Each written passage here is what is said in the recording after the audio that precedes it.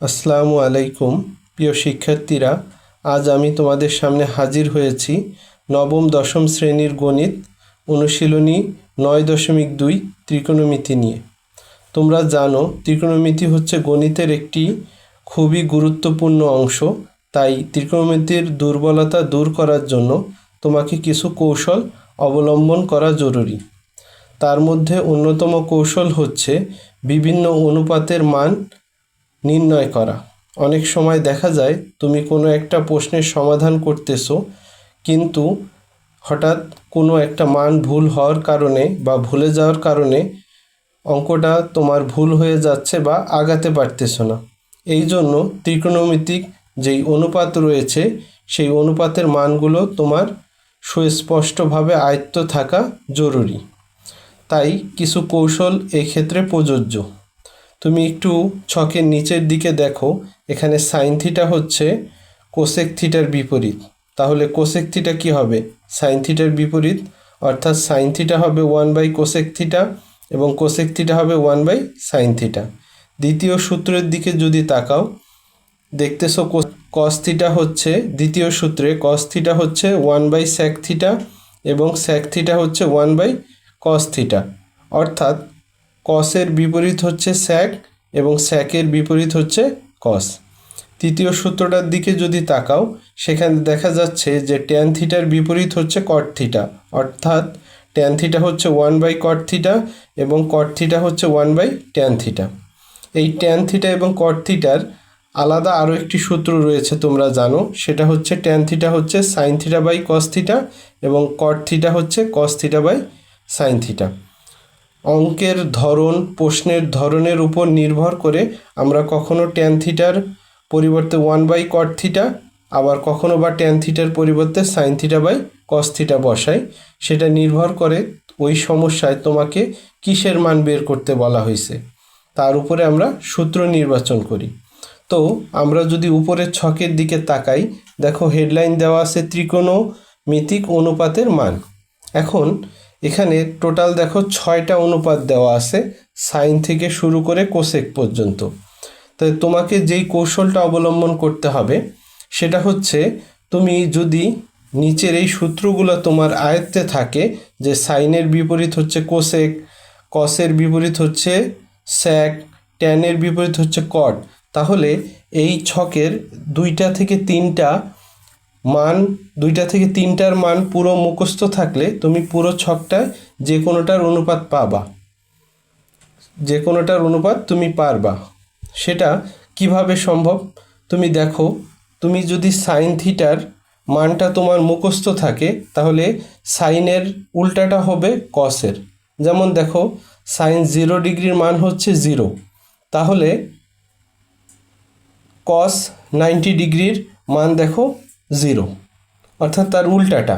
একইভাবে দেখো, সাইন 90 ডিগ্রির মান 1, কস 0 ডিগ্রির মান 1, অর্থাৎ তোমার এখানে অনুপাত আছে টোটাল 5টি: 0 ডিগ্রি, 30 ডিগ্রি, 45 ডিগ্রি, 60 ডিগ্রি আর 90 ডিগ্রি।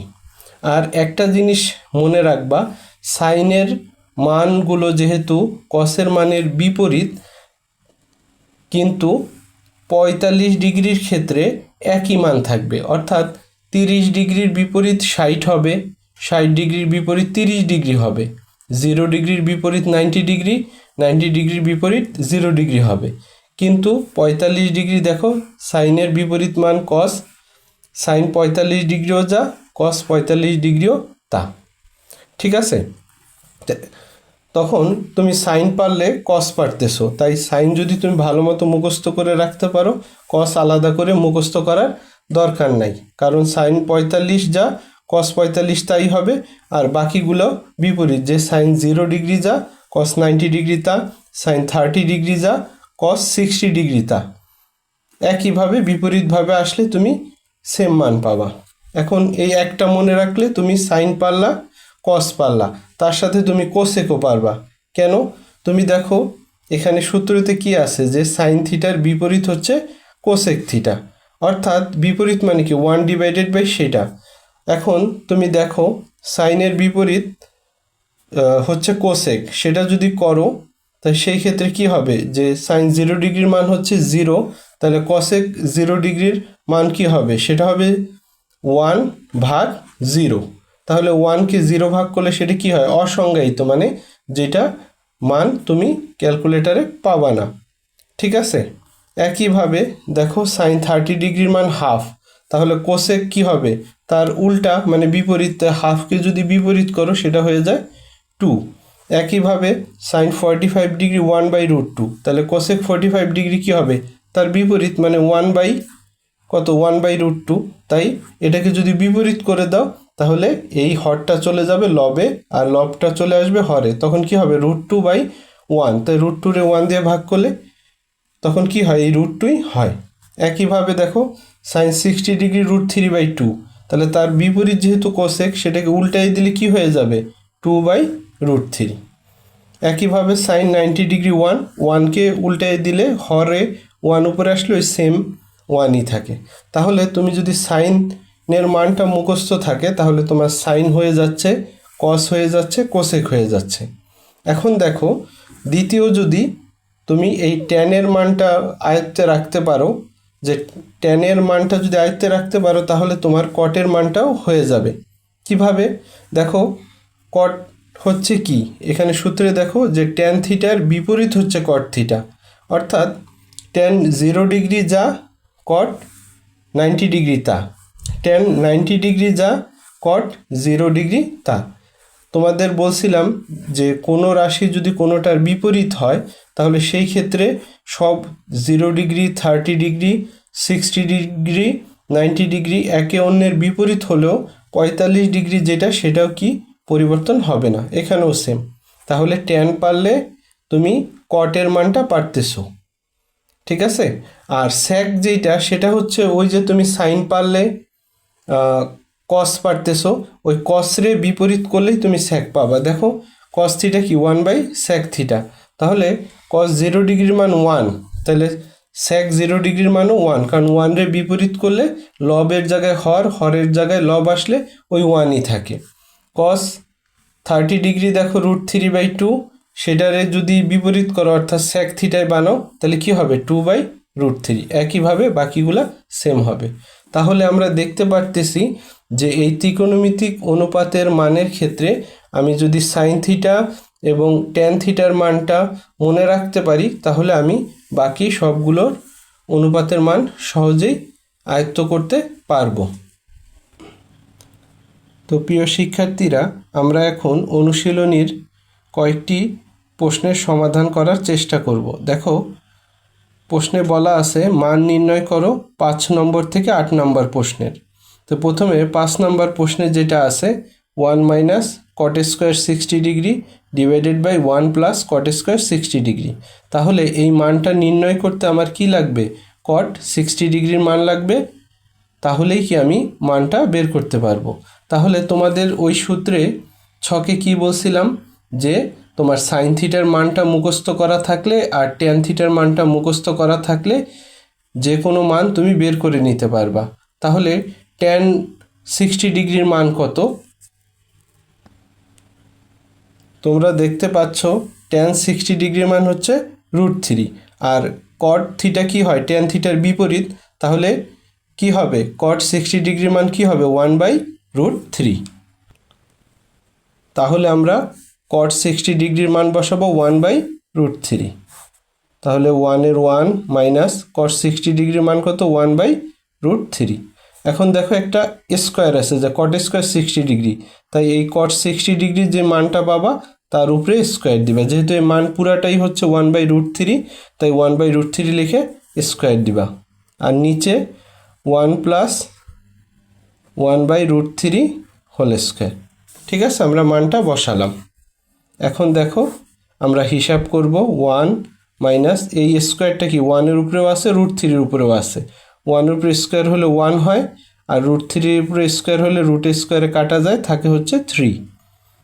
1 প্লাস এখানেও সেম 1 থাকে আর নিচে 3 থাকে।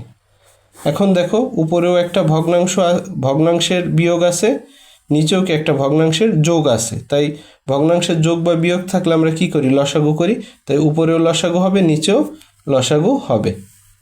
তো উপরের লসাগু হচ্ছে 3, তাহলে এখানে কত হয় 3 একে 3 মাইনাস 1, আর নিচে এখানে লসাগু হচ্ছে 3, সেম 1 দিয়ে 3কে ভাগ করলে 1, 1 দিয়ে 1 দিয়ে 3কে গুণ করলে 3, প্লাস 3 দিয়ে 3কে ভাগ করলে 1, 1 দিয়ে 1কে গুণ করলে 1।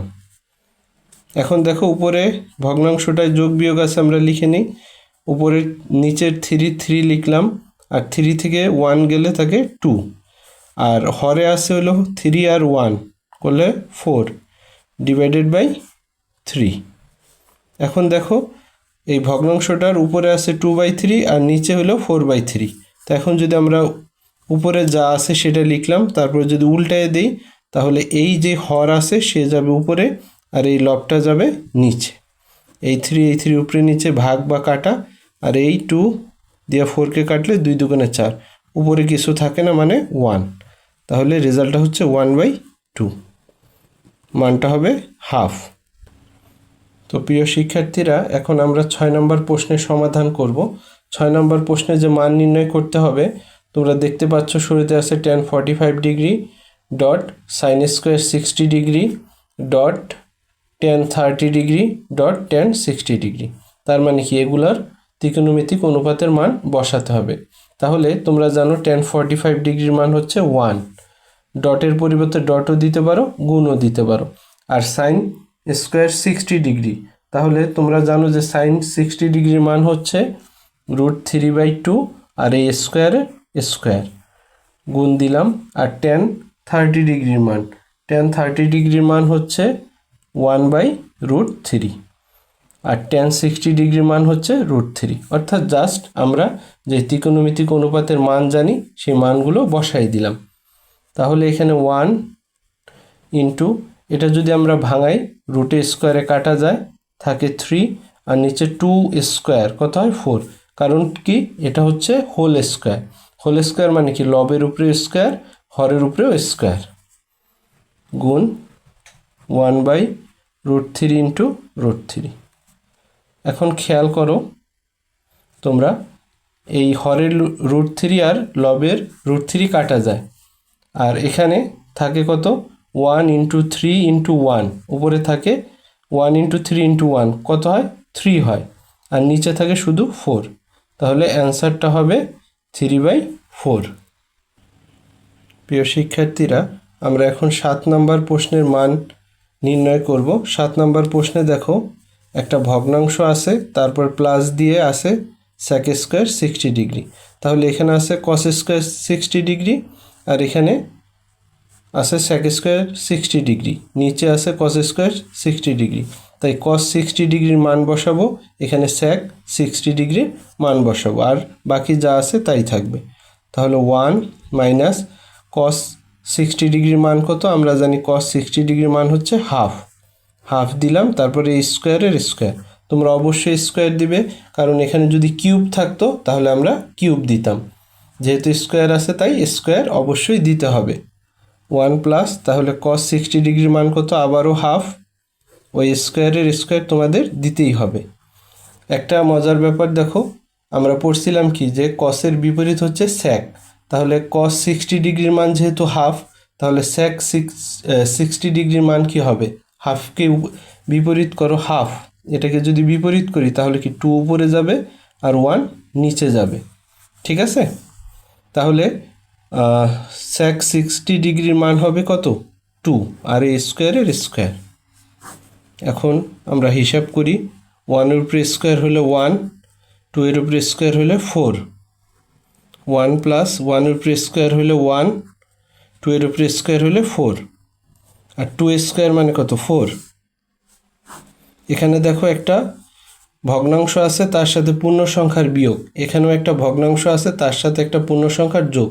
জানো ভগ্নাংশের যোগ বা বিয়োগের ক্ষেত্রে আমরা কি করি, লসাগু করি, সেই লসাগুটা এখানে করব। তো উপরে লসাগু হচ্ছে 4, তো এটা নিচে আছে 1, 4কে 1 দিয়ে ভাগ করলে 4ই থাকে, তারপর 4 দিয়ে 1কে গুণ করলে 4, মাইনাস এখানে 4 দিয়ে এই 4কে ভাগ করলে থাকে ভাগফল 1 দিয়া এই লবকে গুণ করলে 1ই হবে। একইভাবে নিচে লসাগু করব, হরের লসাগু হচ্ছে 4, এখানে হয় 4 প্লাস এখানে হয় 1। তাহলে এখানে দেখো উপরে থাকতেছে 4, আর 4 থেকে 1 গেলে থাকে 3, আর এখানে 4 আর 1 5/4 প্লাস 4। এখানে তাহলে কি হয় দেখো, উপরে একটা ভগ্নাংশ আছে, নিচে আরেকটা ভগ্নাংশ আছে। তা আগের অঙ্কটায় আমরা দেখিয়েছিলাম যে এরকম যদি দুইটা ভগ্নাংশ থাকে তাহলে আমরা কি করে দিই, উল্টিয়ে দিই, অর্থাৎ উপরের ভগ্নাংশটা লিখি, তারপর গুণ চিহ্ন দিয়ে নিচে যে ভগ্নাংশটা আছে তাকে যদি উপরে নিয়ে আসি, তাই এই হরটা হবে লব আর এই লবটা হবে হর। ওকে, আর প্লাস 4। এখন আমরা যদি সাইডে বাকি অংশটা করি, সমান চিহ্ন দিলাম, এই দেখো এই 4 কাটা যায় উপরে নিচে, তাহলে উপরে থাকে হলো 3 আর নিচে থাকে 5 প্লাস 4। এখন দেখো আবারও লসাগু হয়, কারণ এই যে একটা ভগ্নাংশ তার সাথে কি একটা পূর্ণ সংখ্যার যোগ আছে। তাহলে লসাগু কত হবে, হর আছে 5, তাহলে 5 দিয়া 5কে ভাগ করলে 1, ওই 1 দিয়া যদি 3কে গুণ করি তাহলে 3 একে 3, প্লাসের প্লাস দিলাম, আর এখানে হর হিসেবে কত আছে 1, তো 1 দিয়ে যদি 5কে ভাগ করি তাহলে ভাগফল হয় 5। এই 5 দিয়ে যদি এখন 4কে গুণ করি তাহলে কত হবে, 4 5 20, তাহলে রেজাল্টটা হবে 20 যোগ 3 অর্থাৎ 20 প্লাস 3 23/5, এটাই হবে অ্যান্সার। তো শিক্ষার্থীরা এখন আমরা 8 নম্বর প্রশ্নের মান নির্ণয় করব। এখানে দেখো আছে cos 45 degree, cot square 60 degree এবং কোসেক স্কোয়ার 30 ডিগ্রি। তাই এখন আমরা এদের মানগুলো বসিয়ে ফেলি। আমরা জানি যে cos 45 ডিগ্রি আর sin 45 ডিগ্রির মান সেম, সেই মানটা হচ্ছে কত, 1/√2। তারপর ডটও দিতে পারো, গুণও দিতে পারো। তারপর আসে হলো cot স্কোয়ার 60 ডিগ্রি। আমরা জানি যে tan 30 ডিগ্রির যেই মান cot 60 ডিগ্রির সেই মান, এবং সেই মানটা হচ্ছে কত, 1/√3। স্কোয়ার আছে, আমরা স্কোয়ার দিলাম, গুণ। তারপর আছে cosec square 30 degree. Cosec 30 degree হচ্ছে হলো সাইন 30 ডিগ্রির উল্টো। সাইন 30 ডিগ্রি কত, আমরা জানি 1/2, তাহলে কোসেক 30 ডিগ্রি হবে শুধু 2। ঠিক আছে, আমরা মান বসালাম, এখন হিসাব করি। এখানে যা আছে তা গুণ, এখানে হোল স্কোয়ার আছে, তার মানে 1 হোল স্কোয়ার হয় 1, আর √3 হোল স্কোয়ার মানে রুট স্কোয়ারে কাটা থাকে 3, ইন্টু 2 স্কোয়ার মানে কত, 4। এখন দেখো তাহলে উপরে নিচে কোনো কিছু কিন্তু সরাসরি কাটা যাচ্ছে না, থাকতেছে কত উপরে, 1 ইন্টু 1 ইন্টু 4, তাহলে কত হয়, 4ই হয়, আর নিচে থাকে হলো কত, 3 আর হচ্ছে √2। শিক্ষার্থীরা দেখো এখানে নিচে √ওভার এসেছে, নিচে বলতে এই ভগ্নাংশটার হরে √ওভার এসেছে। এইরকম যদি কোনো প্রশ্নে সমাধানের সময় তুমি নিচে √ওভার পাও তাহলে নিচে √ওভারটা না রাখার চেষ্টা করবে, অর্থাৎ এই √ওভারটা উঠানোর চেষ্টা করবে। কিভাবে করা যায়, তোমরা জানো যে এখানে √2 আছে, তাই আমি যদি আরেকটা √2 দিয়ে গুণ করি তাহলে এই √2 আর √2 মিলে কত হয়ে যাবে, √2 হোল স্কোয়ার, তখন কি রুট স্কোয়ারে কাটা গিয়ে এটা √2 থাকবে না, এটা কি হয়ে যাবে, 2 হয়ে যাবে।